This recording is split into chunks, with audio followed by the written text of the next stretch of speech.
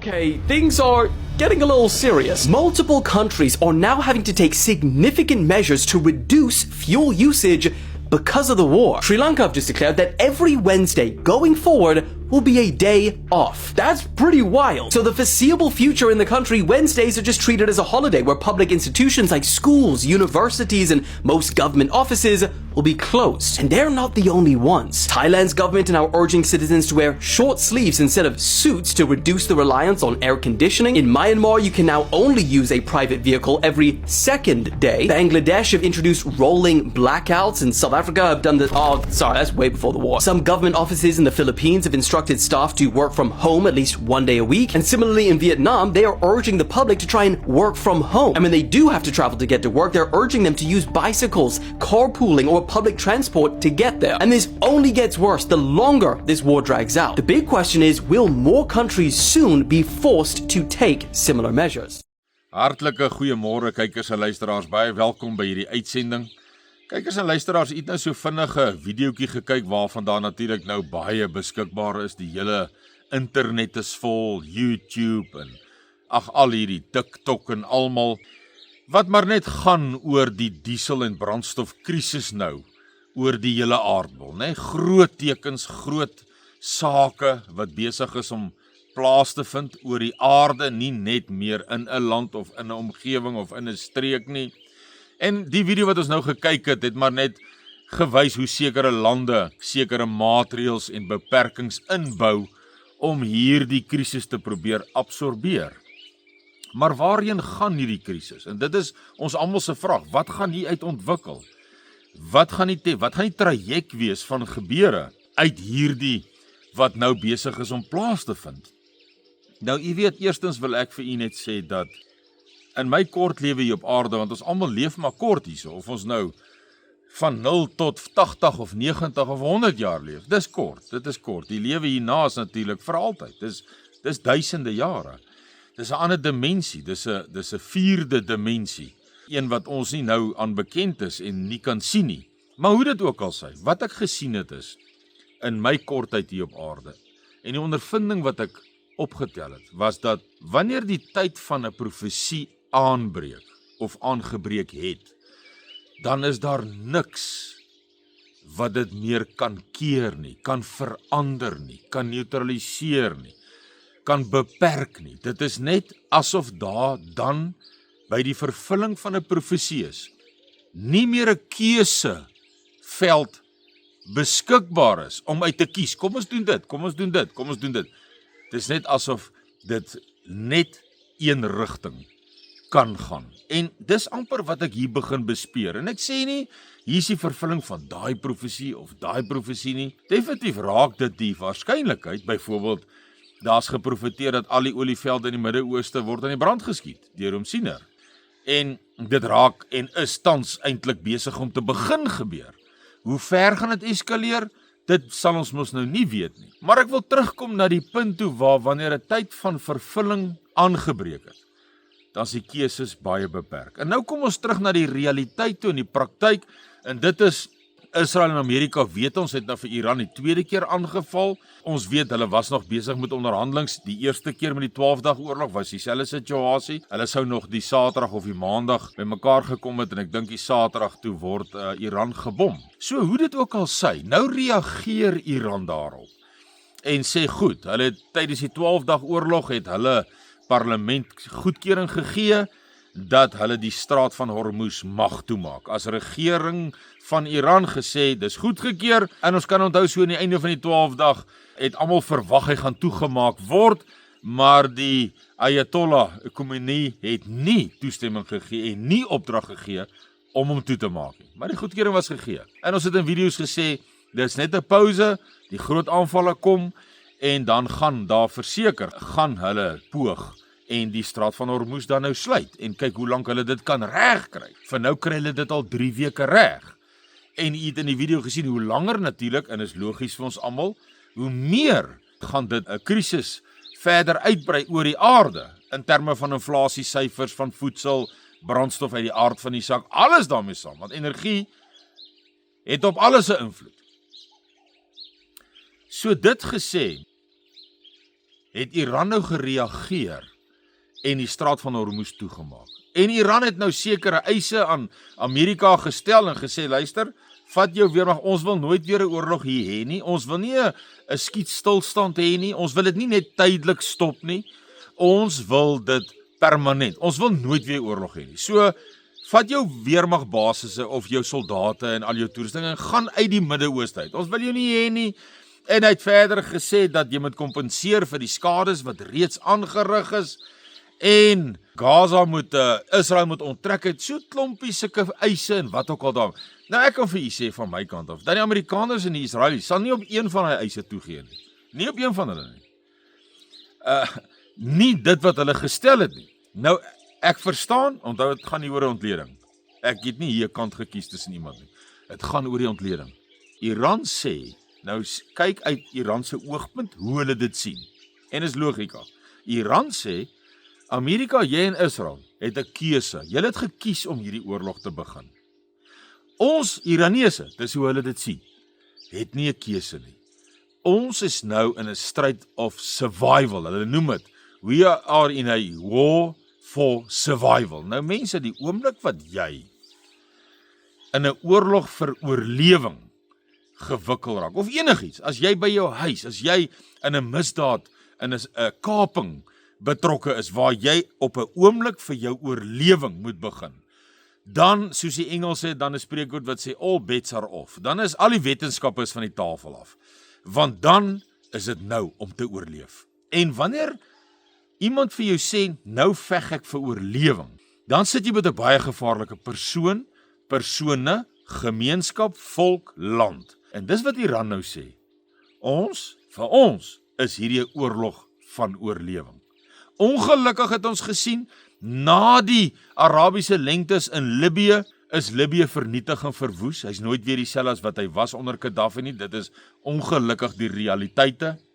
Ons sien dit in Sirië met Bashar al-Assad. Ons sien dit in Irak het ons dit gesien. Ons sien dit in Sudan. Ons sien dit in Somalië. Oral sien ons dit. So die Iranees kyk daarna en sê, as ons kapituleer, as ons vir Amerika en Israel sê, ons gee oor, ons gaan nie aangaan met hierdie aksie van ons nie, dan sien hulle hierdie ander lande as voorbeelde. En ja, dit was die Persiese leer van die Bybel, so baie diep geskiedenis by en in die Iranese volk, wat nie gaan oorgee en kapituleer nie. Ons kan dit klaar sien. Ons sien dit aan die vermoë van hulle missiele, hulle ballistiese missiele, wat hier teen die mag 10 tot 15 spoed beweeg tot en met 2000 km afstande behaal, wat die David Sling en die THAAD-stelsels van die Amerikaners nie kan keer nie. Ons sien die vernietiging nou van olievelde, gasvelde wat begin plaasvind. Ons sien nog net die begin daarvan. Ons sien die Israelies het die grootste gasveld op die aarde aangeval in Iran, wat 'n massiewe uitwerking gaan hê op kunsmispryse wêreldwyd, tekorte wêreldwyd, voedseltekorte, voedsel gaan duur raak, die derde perd van Openbaring, die perd wat die koring, Eva koring kos soveel sikkel silwer, so kos gaan duur raak. Nou raak dit vir ons, kan ons Suid-Afrika toe kom. En ek praat nou baie die mekaar, maar ek sal nou alles vinnig by mekaar bring. In Suid-Afrika het ons ekonoom Dawie Rood by geleentheid gewaarsku met COVID en die inflasie bekommernisse daai tyd. Het hy gesê as die inflasie te hoog raak, dan gaan die mense wat maandelikse leef van maandelikse toelaag, se toelaag gaan nie meer voedsel kan bekostig nie. En dan sit jy met 'n onrus, sit jy op potensiaal, met 'n potensiaal van anargie en chaos, want dan begin plunder en diefstal, want jy's honger. En nou kan u dink, soveel te meer, as ons brandstof nou einde van die maand 9 of 12 rand of hoeveel ook al opgaan, en wat van nog vorentoe? Want die Iraneese het klaar gesê, ons gaan nie ophou nie, hierdie is 'n lang oorlog. En hulle gaan hierdie ekonomiese druk, dit is 'n oorlogsmeganisme, 'n oorlogsgereedskapstuk, wat hulle gebruik, die Iraneese, in hierdie oorlog. En dis die wêreldekonomie. Basies pas hulle nou sanksies op die wêreld toe. In die hoop natuurlik, wat heeltemal te verstaan is, dis logies, in die hoop dat Amerika sê, wow, ons kan nie die hele wêreldekonomie, Israelies sê, ons kan nie, dit kan nie gebeur nie, of die wêreld se druk raak net so hoog en so groot, dat die wêreld sê, luister Amerika, ons is vir julle almal nou so kwaad, want ons kan nie meer leef nie. Ons het nie brandstof nie. Ons inflasiesyfers skiet die hoogtes in.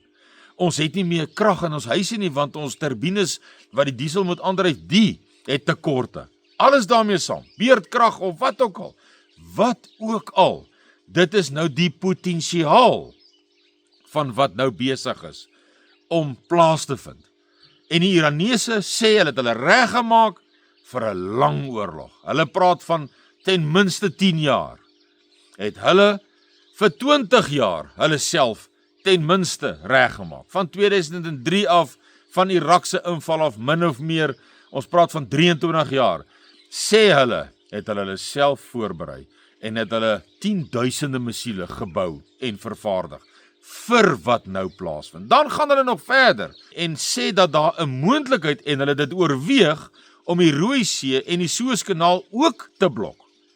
En inteendeel die Jemenies wat ons gesien het die Amerikaners die vorige keer uit die Rooi See uit kon uitdryf. Hulle het gedoen.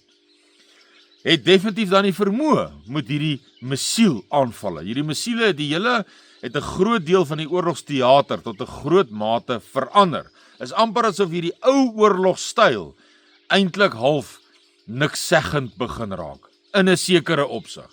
Want hierdie ouens het net hierdie langafstand missiele met spoed wat nie gekeer kan word nie, en met dit lyk dit vir ons slaag hulle daarin om die skeepsverkeer te beheer na wense of hulle wense. So nou die oomblik wat hulle die Suezkanaal en die Rooi See, nou moet jy onthou, dis waar Saudi-Arabië se olie, ons olie, meeste van ons olie vandaan kom. So verstaan u wat die implikasies vorentoe, en ek sê weer vir u, vir Iran is dit 'n oorlog van oorlewing. Hulle kan hom nie verloor nie, in hulle oë. Hulle mag hom nie verloor nie, want in hulle oë is daar niks positiefs vir hulle om te kapituleer nie. Daar's niks positiefs vir hulle as hulle kyk na Sirië, Sudan, Somalië, Libië, Irak, dan is dit lande wat vernietig is. So vir hulle is die keuse eenvoudig. Mense, die Iranese sê vir ons, hierdie keuse is vir ons eenvoudig. This is a war of survival. Dis dit. So hulle gaan alles doen om te wen. En wen beteken nie, hulle die Amerikaanse weermag gewen. En ek meen, dis twee van die grootste weermagte op die aarde. Die grootste een is die Amerikaners en dan die Israelies in die Midde-Ooste. Een van die grootstes. Turkye is ook groot, Iran uit die aard van die saak, maar Israel weet ons het 'n geweldige weermag. So dis nie noodwendig om te sê dink die Iranese, hulle kan Amerika en Israel wen nie. Nee, hulle weet hulle kan nie.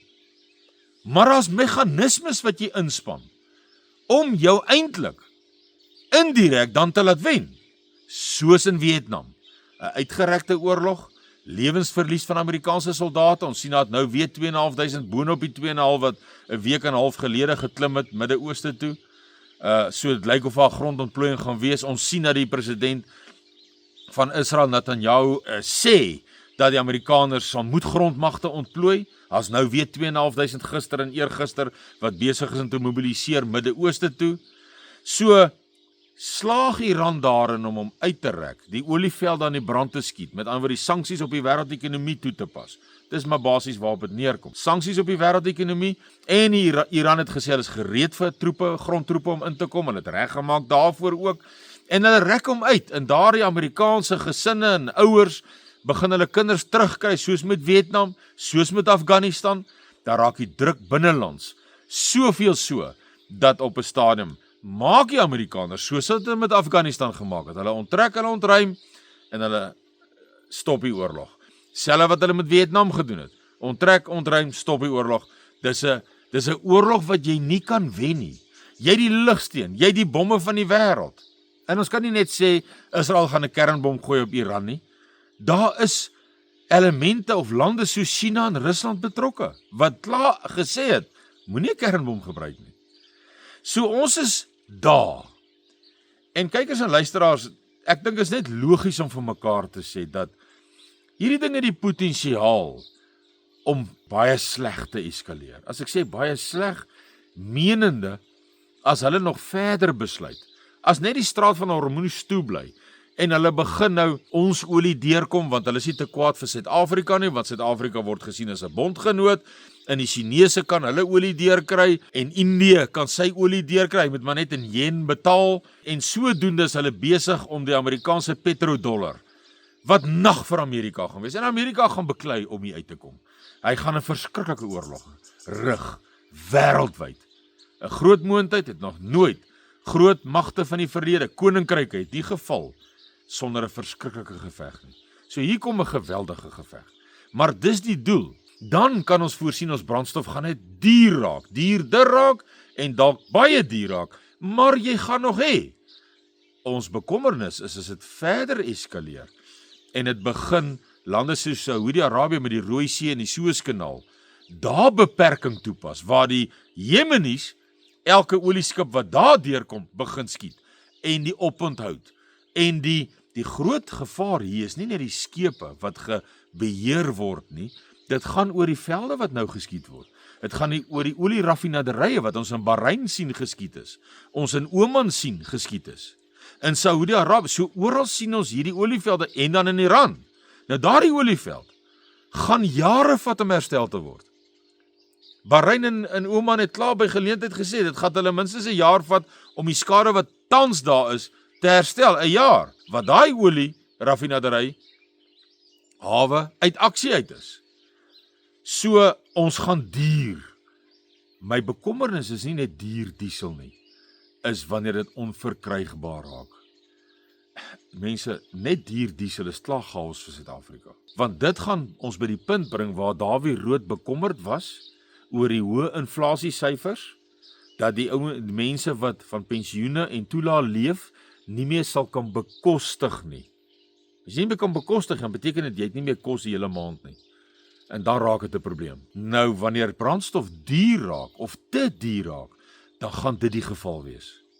Dan gaan die geld van die toelaag en daai mense en pensioene gaan nie meer genoeg wees om kos te kan koop nie. Dis waar die Bybel vir ons sekerlik sê, dat 'n dag se loon om 'n brood te koop, 'n dag se loon om 'n brood te koop. Soveel sikkel silwers vir 'n eva koring. Kos gaan geweldig duur. Dis die 3de perk van Openbaring. Die 4de een, dan is hongersnood een van hulle. Hy het 4 strafgerigte daar, hongersnood, die swaard, pes en plaag, COVID en daai tipe goede, en natuurlik die wilde diere van die veld. Wat die Bybel sê. So, dan raak hierdie duur kos, raak hongersnood. Wanneer daar 'n bewese tekort is, 'n substansiële tekort is van kunsmis, dan gaan daar nie genoeg voedsel op die aarde. Dan gaan ons soveel persent te min kos vir die aardbol hê. Verstaan u waar jy in hierdie ding kan gaan? Verstaan u hoekom dit so belangrik was dat die Heilige Gees ons gelei het om vir jare te sê, berei voor, dat jy nog toe jy vir 'n sak rys 70 en 60 rand vir 'n 10 kg rys kon betaal, het kon gekoop het, en hy rys tot vandag toe niks sou oorgekom het nie. Nou, so kos 'n sak rys jou seker 150, 160 rand. En binnekort gaan hy dalk 200, 250, 300 kos. En raak dit al hoe moeiliker.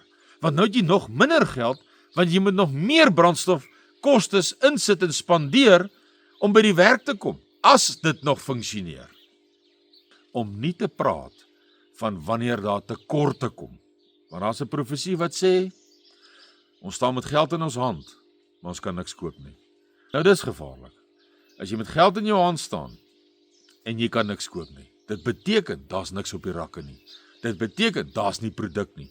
Of dit nou is omdat die skepe nie meer kom met die produkte nie, of dit is omdat daar nie brandstof is om die produkte van die verwerkte aanlegte, ons meulens in Johannesburg, Alberton, daar in Kreersdorp se wêreld, Randfontein, Tiger Milling, Premier Milling, daai plekke, om van daar af dit in te ry na die winkels toe nie, dit maak nie saak nie. Nou raak hierdie vir ons 'n moontlikheid, né? Nou raak die profesie amper logika. sou hierdie brandstofkrisis eskaleer. En soos ek sê, die eise wat die Iranese gestel het aan die Amerikaners en die Israelies, daar is nie 'n manier dat Amerika en Israel daaraan, ek wil amper sê, een van die eise sal voldoen nie. Nie een van hulle nie. En dan is daar nie 'n onderhandelingstafel nie. Daar is nie 'n diplomatieke oplossing nie. Ons sien klaar hoe Iran sê, ons gaan nie met julle praat nie. Ons het 2 keer met julle gepraat, en in al 2 kere terwyl ons gepraat het, is ons gebom. So, as ons hierna kyk, dan lyk dit of ons 'n eskalasie van energietekorte, om mee af te sluit, gaan sien. En daar's profeseë daaroor. Of dit nou die tyd is vir hy profeseë om vervulling te gaan, ek sien die keuses, daar is nie meer keuses nie. So wat ek sien, in terme van die uitsprake van Iran, in terme van die magte wat gemobiliseer word, grondmagte van Amerika af, Midde-Ooste toe, ek sê altyd, moenie luister wat die politici sê nie. President Trump sê so, maar terwyl hy so sê, terwyl hy vrede praat, is die troepe besig om op die skepe te klim, Midde-Ooste toe. So, kykers en luisteraars, meer as ooit, sluit aan, raak deel, dat wanneer hierdie dinge in 'n situasie beland, dat u by andersdenkende mense is, deel is van 'n masjien, deel is van 'n vloei, want van daar af kan u dan dit die beste kans, fisies en vleeslik, ons almal weet, u moet geestelik reg wees. U saak met die Skepper, want dis waaroor alles gaan, moet reg wees.